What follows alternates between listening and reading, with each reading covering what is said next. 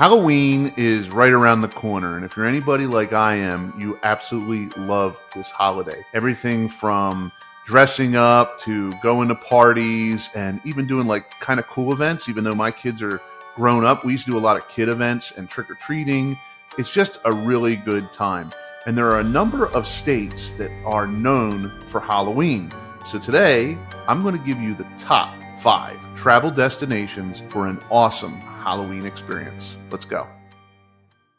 Number 5, Los Angeles, California. Now, California has gotten a lot of bad press over the past few years, and rightfully so, due to the homeless population and exorbitant tax amounts of money and just the crazy spending. But California, and specifically Los Angeles, is known for great Halloween and Halloween events. Let me explain.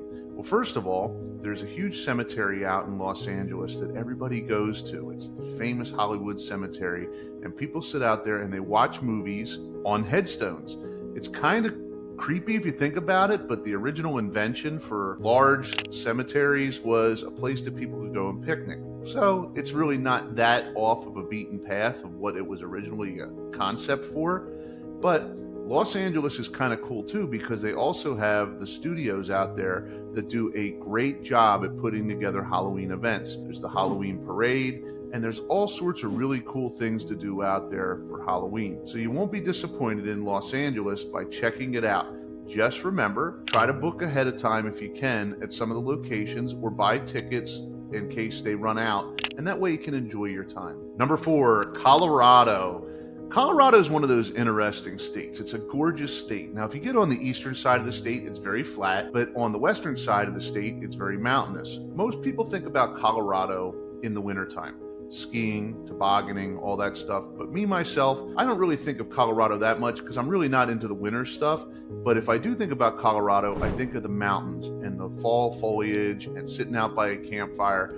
Now, while Colorado does have its share of ghost towns and kind of historic places you can go to maybe take a ghost tour, it's also a great place to relax. If you want to go hiking during the fall and just check out the foliage or stay at a cabin, it's an amazing adventure. Sit around a fire and maybe roast some marshmallows. You can't go wrong with it. Now, certain areas like Denver probably are not your best bet, but outside of the city, it is really, really nice and really worth the adventure. So take a trip to Colorado. You won't be disappointed. If you like what you heard, make sure to like, share, and subscribe, and click that notification bell so you never miss another Kling Connection episode. Number 3, Kentucky. Kentucky is often overlooked, but a lot of people lately are moving to Kentucky. But it's also known for a great Halloween event and a great Halloween state. Now, part of it is Appalachia, and Appalachia is known for its folklore and its ghost stories and some stuff that really kind of neat if you think about it.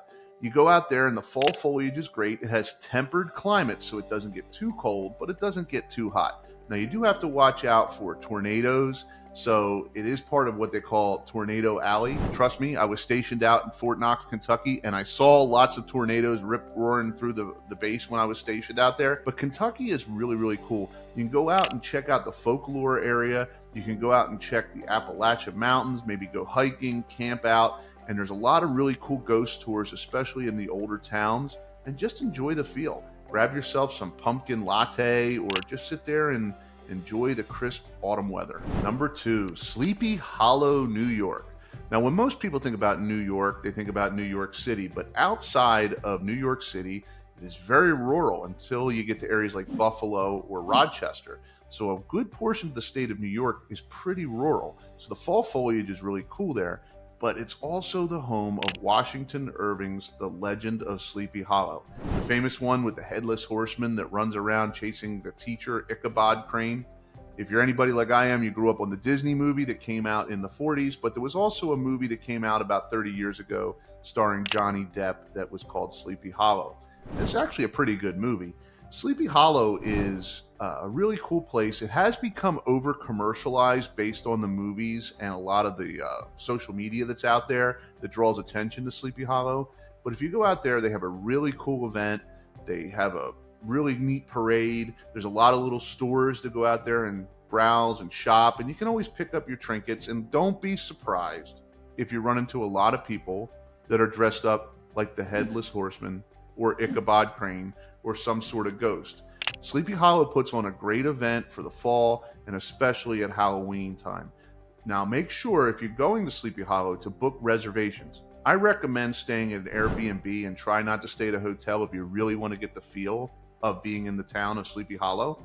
And then, try to book reservations at places to eat and anything else that you might need tickets for. There's a lot going on there, and trust me, the city gets packed, the parking is atrocious, but it's really worth the trip, especially if you're into Halloween and you have young kids. It's kind of friendly to them as well. Number 1, Salem, Massachusetts. Now, most people in the United States know about the Salem witch trials. There was a big witch scare in the Massachusetts Bay Colony, and a lot of women were accused of being witches, and men, and children actually, were accused of being witches by these teenage girls. Over the years, it's thought that a lot of these teenage girls just like the attention. Now, who would go figure? A teenage girl that likes attention, right? But a lot of these girls liked the attention, and they also liked the control because they were in a society where men kind of led the society and everything was based around religion. So they accused a lot of these women and men and children and dogs of being witches. And they also did it, I think, too, as a lot of revenge. They kind of looked at people in society they didn't like, whether it was a grouchy old woman or maybe a person that didn't have a lot of money or their daughter or whoever, and they wanted to kind of get rid of them because they were playing a popularity contest. Who would have thought girls have been so catty? But you can walk around Salem, Massachusetts and check out the sites. You can go to the graveyards where the people are buried. Some of the biggest names that were involved in the Salem witch trials are there, and they're buried there. And you can just really get a feel of that colonial era Massachusetts Bay Colony feeling. Now, over the years, like I said, it has gotten a little bit more, tourist, and it has become more tourism, and tourism has kind of taken away the luster.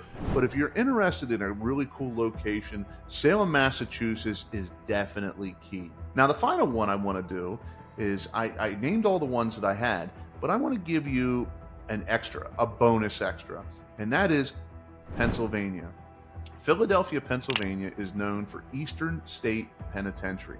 Eastern State Penitentiary was a prison that was set up by the Quakers, and now they do a haunted house, probably one of the most famous in the United States. This haunted house is set up with all sorts of people that kind of do jump scares, and the lines for this place get long.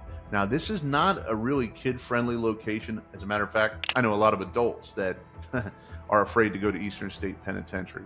It is no longer a working prison and hasn't been for a number of years, but it was invented by the Quakers in the 1800s, and it was very notorious for the people that it kept there, and I believe it closed sometime in the early 20th century.